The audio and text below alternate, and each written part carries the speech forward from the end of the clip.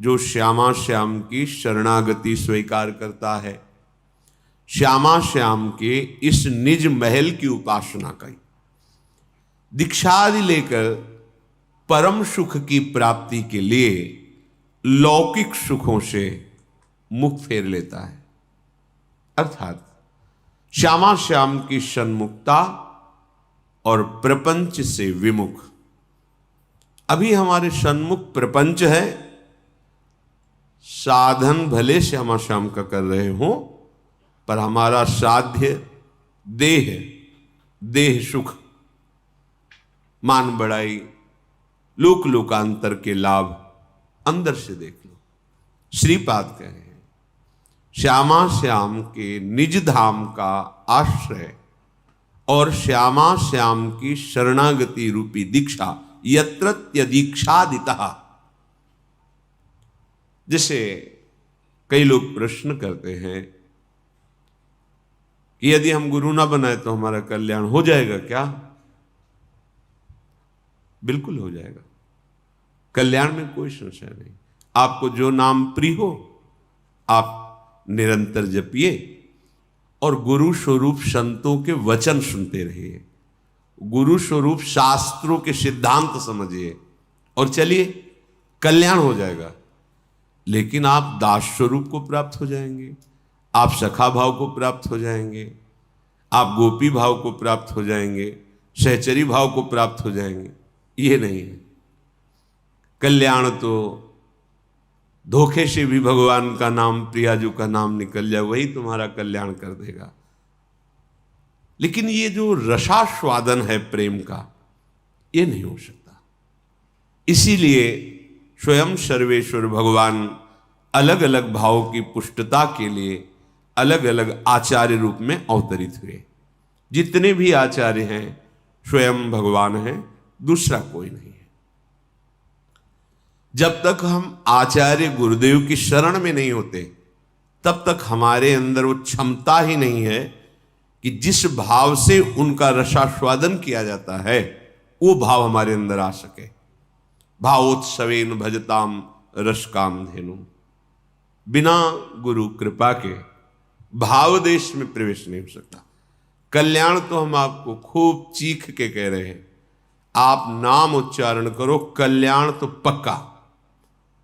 कल्याण हो जाना और प्रेम स्वरूप होकर अपने प्रीतम की निज सेवा में बड़ा अंतर है, बड़ा अंतर है।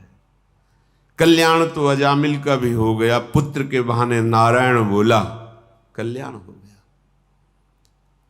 लेकिन ये वो मार्ग है जहां कल्याण और मोक्ष की पूछ भी नहीं है, कोई आदर नहीं है।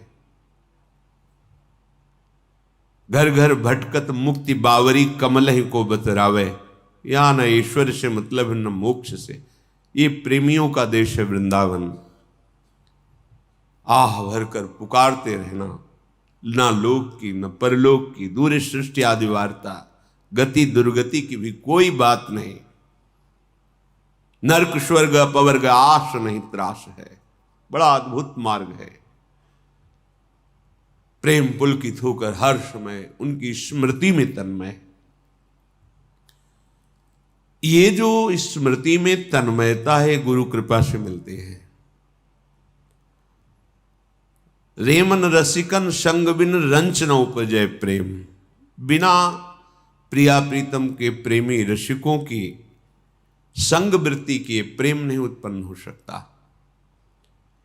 यदि आप कहीं भी अपराध करेंगे तो जिन रसिक का संग करते हैं उन्हीं से आपका दोष दर्शन बन करके वहां से कनेक्शन कट जाएगा, संबंध कट जाएगा। सिद्ध बात है। सृष्टि में कहीं भी अपराध करोगे तो आपके गुरु से आपका भाव कमजोर हो जाएगा और आप पतित हो जाएंगे। क्योंकि यदि गुरु पर निष्ठा और भाव है तो किसी की भी सामर्थ्य नहीं है कि उसका पतन कर सके। न काम की, न क्रोध की, न लोभ की, न मोह की, न मद की, न मत्सर की। बड़ी महिमा है गुरु चरणारविंद के कवच की। पर कहीं भी उनसे अपराध नहीं किया, पर कहीं भी सृष्टि में धर्म विरुद्ध आचरण करोगे तो वो मलिनता सबसे पहले वहां से संबंध काटेगी जहां से आपकी रक्षा हो रही है। क्योंकि अब आपको दंड मिलना है। चाहे जितना गुरुदेव अनुकूल हो, और आप किसी भी जीव से द्रोह कर लें, वहीं आपको दोष दर्शन होगा और वहीं आप कई तरह के दोष प्रकट हो जाएंगे, अश्रद्धा हो जाएगी, क्योंकि वो संबंध कटे बिना आपको दंड नहीं मिल सकता। अगर गुरु की करुणा दृष्टि है और आपका दृढ़ आश्रय है, तो काल की भी सामर्थ्य नहीं कि आपको भयभीत कर सके। समुझ जे आए शरण ते डरत ना काल डर, ये बहुत सूक्ष्म बात है, इसे पकड़ लेना।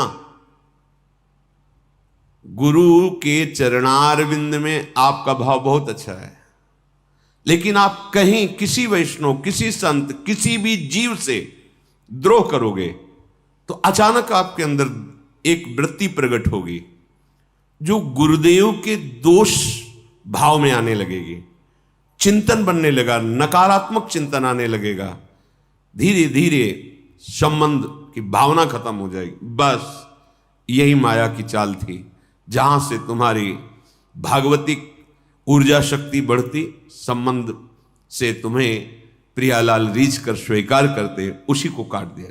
डरते रहो, कहीं कोई अपराध न, गुरु अपराध की तो बात जाने दो, कहीं किसी से अपराध न बन जाए, नहीं सबके हृदय में वो विराजमान है, अखंड मंडलाकारम व्याप्तमेन चराचरम।